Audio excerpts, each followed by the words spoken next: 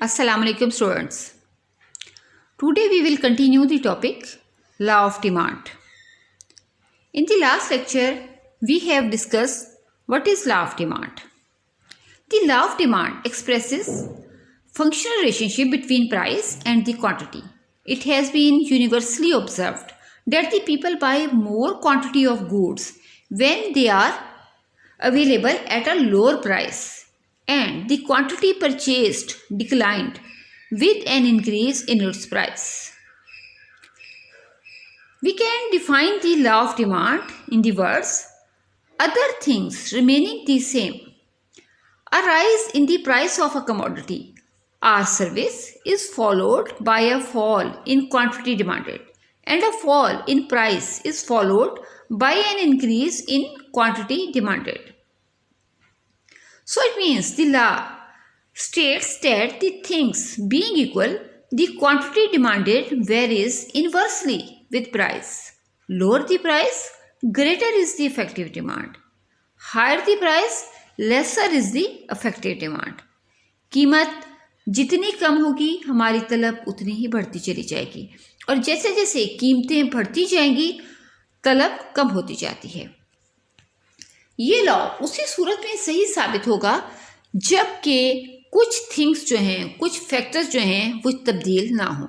जैसा कि आपने लॉ ऑफ डिमांड में भी देखा, other things remaining the same, कुछ फैक्टर्स तब्दील ना हो, कुछ चीज़ें एज सच वैसे की वैसे ही रहें, तब ये कानून सही साबित होगा। Other things remaining the same, कुछ चीज़ों के वैसे ही रहते हुए तभी ऐसा मुमकिन होगा कि कीमत के कम हो जाने पर तलब ज़्यादा हो जाएगी और कीमत के ज़्यादा हो जाने पर तलब कम हो जाएगी। ऐसी सूरत हाल उसी वक्त वाक़या होगी जबकि कुछ फैक्टर्स बिल्कुल तब्दील ना हो। वो फैक्टर्स, वो थिंग्स कौन सी हैं जो कि एज सच रहनी चाहिए, जो सेम रहनी चाहिए, जिसमें कोई तब्दीली ना आए। These factors, these things are known as the assumptions. ये लॉ ऑफ डिमांड की असम्पशंस कहा जाता है इन्हें। The first assumption of the law of demand is that the income of the consumer remains same during the period under consideration.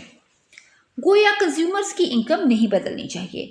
इस कानून को दुरुस्त साबित करने के लिए ये अज्यूम किया जाता है कि सार्फिन की इनकम में कोई तब्दीली नहीं आएगी, क्योंकि अगर इनकम में इजाफा हो जाए तो दूसरी तरफ शे की कीमत भी बढ़ जाए। गोया आमदनी में इजाफे के साथ अगर किसी कमोडिटी की प्राइस भी बढ़ जाती है तो यकीनन डिमांड में कमी नहीं होगी, क्योंकि ठीक है कीमत में तो इजाफा हुआ है, लेकिन दूसरी तरफ इनकम के बढ़ जाने की वजह से कंज्यूमर की परचेजिंग पावर बढ़ गई है। इसलिए आमदनी में इजाफे की वजह से अगर कीमत में भी बढ़ जाए तो तलब में कमी नहीं होगी।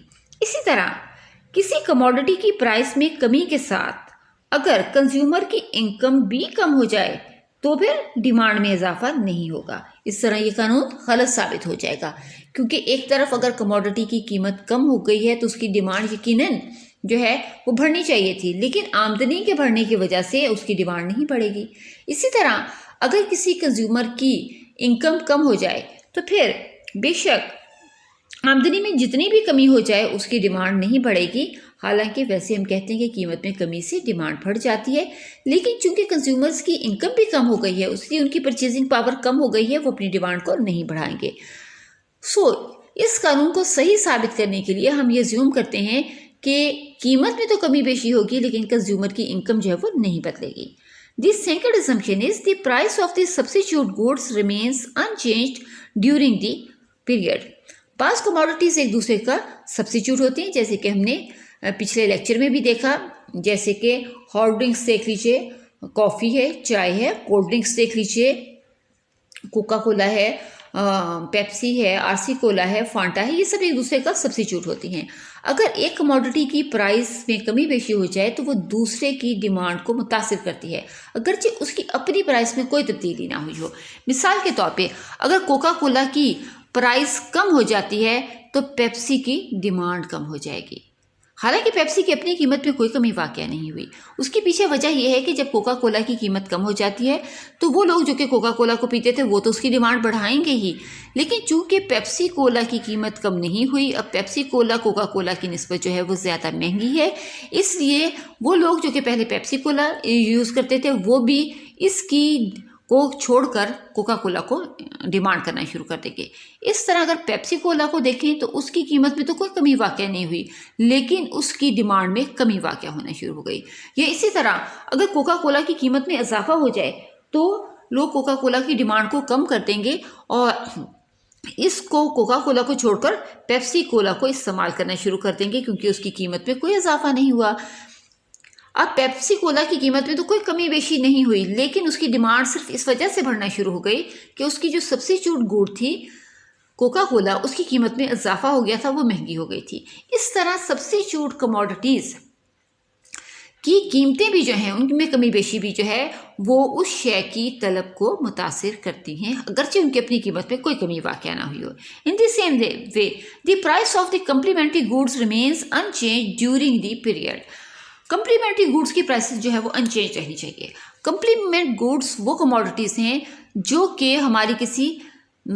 कि दो कमोडिटीज़ मिलकर हमारी एक ज़रूरत को पूरा करती हैं। जैसे कि अगर आप हॉकी खेलना चाहते हैं तो आपको हॉकी और बॉल दोनों की ज़रूरत पड़ेगी, यानी हॉकी स्टिक और बॉल दोनों की ज़रूरत पड़ेगी। इन द सेम वे अगर आप बाय कार लाहौर से बहावलपुर आना चाहते हैं तो आपको कार और पेट्रोल दोनों की ज़रूरत पड़ेगी। गोया कार और पेट्रोल जो है वो सफ़र करने के लिए, एक ज़रूरत को पूरा करने के लिए हमें दोनों कमोडिटीज़ चाहिए। दोनों कमोडिटीज़ एक दूसरे की को कंप्लीट करती हैं, एक दूसरे की तकमील करती हैं, इसलिए हम इसको तकमीली अशिया या कम्प्लीमेंट्री गुड्स का कहते हैं। और फिर इसके अलावा जो है अगर एक कमोडिटी की प्राइस बढ़ेगी तो उसका इफेक्ट जो है वो दूसरी कमोडिटी पर पड़ेगा। मिसाल के तौर पर अगर गाड़ियों की कीमत ज़्यादा हो जाए तो लोग गाड़ियां तो कम ही खरीदेंगे, लेकिन जाहिर है इसके साथ साथ जो है वो पेट्रोल भी जो है वो कम डिमांड किया जाएगा। हालांकि पेट्रोल की अपनी कीमत में कोई कमी बेशी नहीं हुई, बल्कि हो सकता है पेट्रोल की कीमतें कम हो रही हों, लेकिन कम होती हुई कीमतों पर भी उसकी डिमांड सिर्फ इसलिए कम हो जाएगी कि उसकी जो कम्प्लीमेंट्री गुड थी जैसे कि गाड़ियाँ, उनकी कीमत जो है वो ज़्यादा हो गई है। इस तरह अगर पेन की कीमतें कम हो जाएंगी तो लोग पेन तो ज़्यादा खरीदेंगे ही, लेकिन इसके साथ साथ इंक को भी ज़्यादा खरीदेंगे, खा इनकी कीमत में कोई कमी ना हुई हो या कुछ इजाफा ही हो रहा हो। इस तरह ये लॉ जो है वो गलत साबित हो जाएगा, चाहे हम अज्यूम करेंगे कि कम्प्लीमेंट्री गुड्स की जो कीमतें हैं वो नहीं बदलती। The preferences and the taste of the consumers must remains the same during the period of the consumption. लोगों की पसंद और नापसंद भी नहीं बदलनी चाहिए, क्योंकि अगर लोगों की पसंद और नापसंद बदल जाए तो तब भी जो है ये कानून गलत साबित हो जाता है।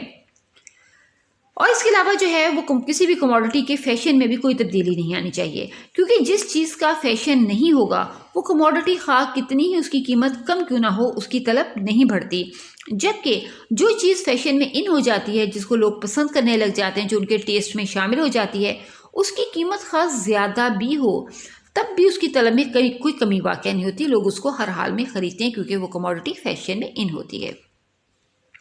In the same way there is no change in the consumer in the number of consumer. जो कंज्यूमर्स की तादाद है उसमें भी कोई तब्दीली जो है वो नहीं वाक़या होनी चाहिए, क्योंकि कंज्यूमर की अगर तादाद बदल जाती है तो तब भी तलब में कमी बेशी हो जाती है, खा उसकी कीमत बदले या ना बदले। मिसाल के तौर पर अगर सार्फिन की तादाद में इजाफा हो जाए तो उसी कीमत पर तलब में इजाफा हो जाता है। कीमत में तो कोई कमी बेशी नहीं हुई, लेकिन तलब इसलिए बढ़ जाती है कि सार्फिन की तादाद बढ़ गई है।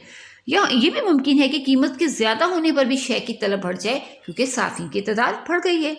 या अगर किसी वजह से आबादी में कमी वाक़या हो जाए। आबादी में जो है वो कमी क्यों हो जाती है? हो सकता है कि किसी कुदरती आफत की वजह से आबादी का कुछ हिस्सा तल्फ हो जाए, या कुछ अमन अमान की सूरत हाल ख़राब होने की वजह से लोग यहाँ से शिफ्ट कर जाएं।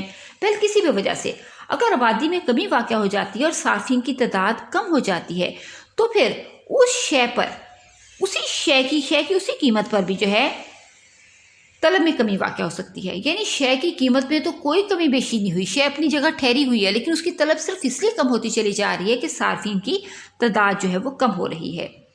और इस तरह ये कानून जो है वो गलत साबित हो जाएगा।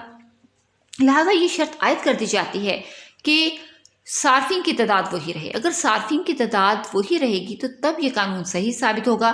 तब ऐसा होगा कि शय की कीमत में कमी से तलब में इजाफा हो जाएगा और शय की कीमत में इजाफे से तलब में कमी हो जाएगी।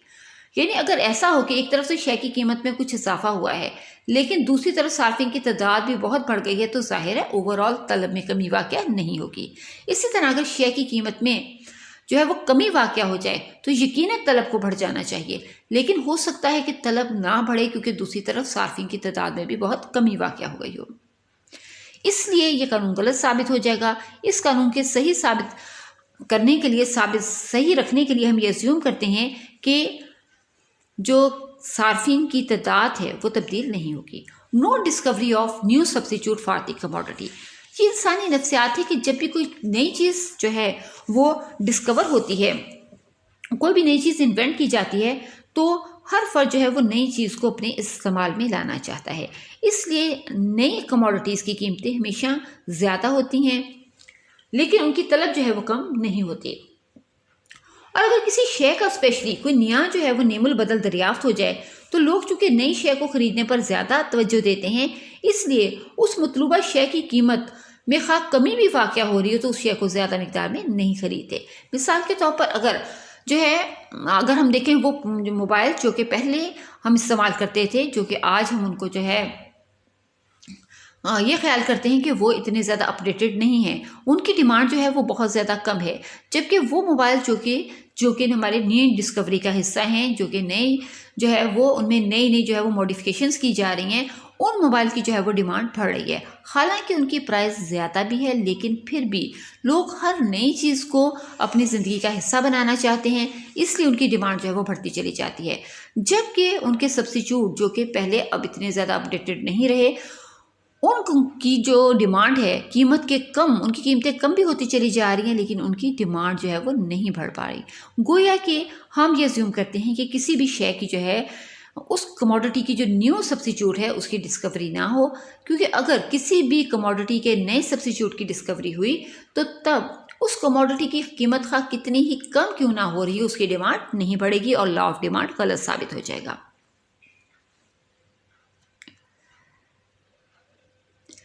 In the same way, the quality of the similar goods available in the is almost unchanged. जो commodities की क्वालिटी है वो जो है वो नहीं बदलनी चाहिए, क्योंकि अगर commodities की क्वालिटी जो है वो तब्दील हो गई, जैसे कि नंबर 6 पे है the quality of the similar goods available in the market is almost unchanged। क्योंकि अगर commodities की जो क्वालिटी है वो पहले से कमतर या बेहतर हो जाए तब भी कीमत के कम और ज़्यादा हो जाने पर उनकी डिमांड जो है वो तब्दील नहीं होगी। चुनांचे लॉ ऑफ डिमांड को दुरुस्त साबित करने के लिए ये फ़र्ज़ कर लिया जाता है कि किसी भी कमोडिटी के तमाम तर यूनिट हर लिहाज से होमोजीनियस हैं, बिल्कुल एक जैसे हैं। कमोडिटीज़ की जो क्वालिटी है वो सेम है, उसमें होमोजीनिटी यानी यकसानियत पाई जाती है। क्योंकि अगर बाद में इस्तेमाल होने वाली जो कमोडिटीज़ हैं वो आपको ज़्यादा बेहतर क्वालिटी की अवेलेबल हों तो यकीनन फिर कीमत के ज़्यादा हो जाने पर भी उसकी डिमांड जो है वो कम नहीं होगी। जैसे कि पहले जो है आपको कमतर क्वालिटी की आपने कमोडिटीज़ खरीदी हैं, लेकिन अब जो आप कमोडिटी खरीदने जा रहे हैं वो क्वालिटी में पहले से कहीं ज़्यादा बेहतर है, तो अब अगर शॉपकीपर्स उसकी ज़्यादा प्राइस भी चार्ज करेंगे तो तब भी उसकी डिमांड कम नहीं होगी। और इसी तरह अगर बाद में आने वाली जो कमोडिटीज़ हैं जो आप बाद में ख़रीद रहे हैं, अगर वो क्वालिटी में कमतर हुई, घटिया हुई, तो ऐसी सूरत हाल में कीमत खा उसकी कम भी हो जाए तो लोग उसकी ज़्यादा मिकदार नहीं ख़रीदेंगे। क्योंकि फॉर एग्जांपल आप फ्रूट परचेज़ कर रहे हैं तो अगर आप पहले जो है वो एप्पल्स ख़रीदें वो बहुत अच्छी क्वालिटी के हैं, लेकिन उसके बाद शॉपकीपर उसकी कीमत कम भी कर दे लेकिन वो क्वालिटी में कमतर हैं तो फिर आप उसकी डिमांड को जो है वो नहीं बढ़ाएंगे। इस तरह इन दोनों सूरतों में ये कानून तो गलत साबित हो जाएगा। इसलिए ये ज़्यूम किया जाता है कि इस लॉ के दुरुस्त होने के लिए ये ज़रूरी है कि किसी कमोडिटी की तमाम तर जो यूनिट्स हैं उसकी क्वालिटी में यकसानियत पाई जाए। फिर in the same way during the period under study it is assumed that the prices are not likely to change in near future, कि बिल्कुल जो है वो in the near future prices में किसी भी किस्म की जो है वो मज़ीद तब्दीली जो है वो नहीं आने वाली। क्योंकि अगर हम देखेंगे कि कमोडिटी जो है उसमें बहुत करीब में कोई तब्दीली आ रही है। जैसे कि अगर हम एक कमोडिटी की किसी कमोडिटी की प्राइस में जो है वो इजाफा हो जाता है, लेकिन हम ये देखते हैं कि आने वाले हालात कुछ इस किस्म के हैं कि हो सकता है कि प्राइसेस में मज़ीद इजाफा हो जाए। जैसे कि हमें मालूम हो कि हुकूमत इस वक्त जो है ज़र की कदर में कमी की पॉलिसी अप्लाई कर रही है, जिसका मतलब है कि आने वाले दिनों में जो है वो प्राइसेस और ज़्यादा हो जाएंगी।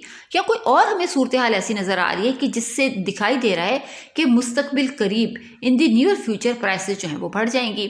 जैसे हुकूमत ने बहुत सारे नोट पब्लिश कर दिए हैं, डेफिसिट फाइनेंसिंग कर ली है और नज़र आ रहा है कि अब आने वाले दिनों में इन्फ्लेशन हो जाएगी। या हमारे मुल्क में जो है बैरूनी दुनिया से हमारे ताल्लुकात इतने अच्छे नहीं रहे किसी भी जंग की वजह से या किसी भी और हालात की वजह से, और नतीजतन ये नज़र आ रहा है कि इम्पोर्ट्स कम होंगी, मुल्क में कमोडिटीज़ की जो सप्लाई है वो कम हो जाएगी। या हमारे मुल्क में कुछ तूफ़ान बादुबारा की वजह से, कुछ और कुदरती आफात की वजह से ज़री जो है वो प्रोडक्शन बहुत कम है, नतीजतन मुल्क में जो है वो प्रोडक्शन कम है, नतीजतन उन्हीं चीज़ों की कीमतें जो हैं वो ज़्यादा होने जा रही हैं।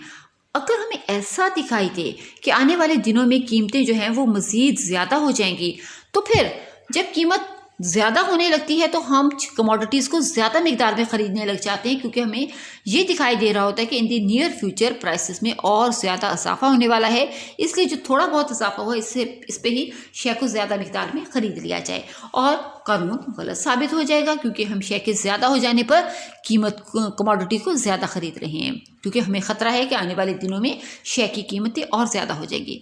और इसी तरह इसके बरक्स अगर हमें ये अंदाज़ा हो कि आने वाले दिनों में शे की कीमत कम होने जा रही है, हुकूमत कोई ऐसी पॉलिसी अप्लाई करने जा रही है, प्राइस कंट्रोल की पॉलिसी अप्लाई करने जा रही है, या पूरा ऐसा सिस्टम डेवलप करने जा रही है कि ज़्यादा प्राइसेस जो है वो चार्ज ना की जाएँ, या सब्सिडीज़ देने जा रही है प्रोड्यूसर्स को ताकि कीमतें कम हो जाए, ऐसे सूरत हाल में अगर शे की कीमत में कुछ कमी वाक़या होती है तो लोग डिमांड को नहीं बढ़ाएंगे, बल्कि लोग इंतज़ार करेंगे कि इन फ्यूचर जब प्राइसेस कम हो जाएंगी तो तब जो है वो कमोडिटी को डिमांड कर दिया जाए।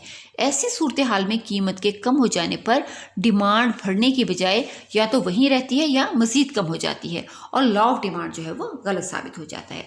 इस तरह ये कानून गलत साबित हो जाएगा। हम अज्यूम करेंगे कि इन दी नियर फ्यूचर जो है वो प्राइसेस में कोई तब्दीली नहीं हो रही, गोया प्राइसेस में कोई एक्सपेक्टेड चेंज जो है वो नहीं होने जा रही। जी स्टूडेंट्स, ये इसकी असम्पशंस थी। अब हम पढ़ते हैं इसके एक्सेप्शंस के बारे में। कुछ जो फैक्टर्स हैं उस पर ये जो है वो लॉ जो है वो अप्लाई नहीं होता। कुछ फैक्टर्स ऐसे हैं, कुछ सूरत हाल ऐसी हैं कि जिन पर लॉ ऑफ डिमांड जो है वो अप्लाई नहीं होगा। वो कौन से फैक्टर्स हैं वो हम इनको अगली स्लाइड्स में पढ़ने जा रहे हैं, लेकिन फिलहाल हम आपको बताते हैं कि अगर इन एक्सेप्शंस पर लॉ ऑफ डिमांड को अप्लाई किया जाए तो law of demand positively slope होने की बजाय नेगेटिवली स्लोप होने की बजाय पॉजिटिवली स्लोप हो जाता है। जैसा कि आपको इस स्लाइड में नज़र आ रहा है, हमारा डिमांड कर्व नेगेटिवली स्लोप नहीं है बल्कि ये पॉजिटिवली स्लोप है। ये ऊपर से नीचे से ऊपर की तरफ जा रहा है, गोया कि ये प्राइस और क्वांटिटी डिमांडेड में पॉजिटिव रिलेशनशिप को जाहिर कर रहा है।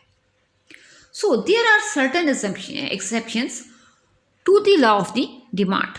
लॉ ऑफ डिमांड के लिए यहाँ बहुत सारे हमारे पास एक्सेप्शनल केसेस हैं जिन पर लॉ ऑफ डिमांड अप्लाई नहीं होगा। They are known as the exceptions are the exceptional cases of the law of demand. It means that under certain circumstances consumers buy more when the price of a commodity rises and less commodity when the prices falls. So it is totally contradiction of the law of demand. Law of demand states that the consumers buy more when prices falls and buy less when the prices are rises. But here is the totally contradicted situation, totally a different situation, that in some exceptional cases consumers buy more when the prices of a commodity rises and they buy less when the prices tends to fall. In such case, the demand curve slopes upward from left to right, and demand curve has a positive slope as shown in the following figure. Many causes can be contribute to an upward sloping demand curves. वो factors जो हैं वो क्या हैं। अब आप देखते हैं कि डिमांड कर्व जो है वो पॉजिटिवली स्लोप्ड है। ये प्राइस और डिमांड में पॉजिटिव रिलेशनशिप को जाहिर करता है। ये जाहिर करता है कि जब प्राइसेस ज़्यादा हो जाएंगी तो हम कमोडिटीज़ को ज़्यादा डिमांड करेंगे, और जब प्राइसेस कम हो जाएंगी तो हम कमोडिटीज़ को कम डिमांड करेंगे। हालांकि लॉ ऑफ डिमांड के मुताबिक प्राइस और डिमांड में नेगेटिव रिलेशनशिप है। प्राइस कम हो जाती है तो हम कमोडिटीज़ को ज़्यादा डिमांड करते हैं, और प्राइसेस के ज़्यादा हो जाने पर कमोडिटीज़ को कम डिमांड करते हैं। लेकिन ये exceptional demand curve which is a positive demand curve, it shows the positive demand curve, positive relationship between the price and the quantity demanded. वो कौन से कॉजेस हैं जो कि इस पॉजिटिवली स्लोप डिमांड कर्व का बायस बनती हैं, ये हम इंशाल्लाह नेक्स्ट लेक्चर में स्टडी करेंगे।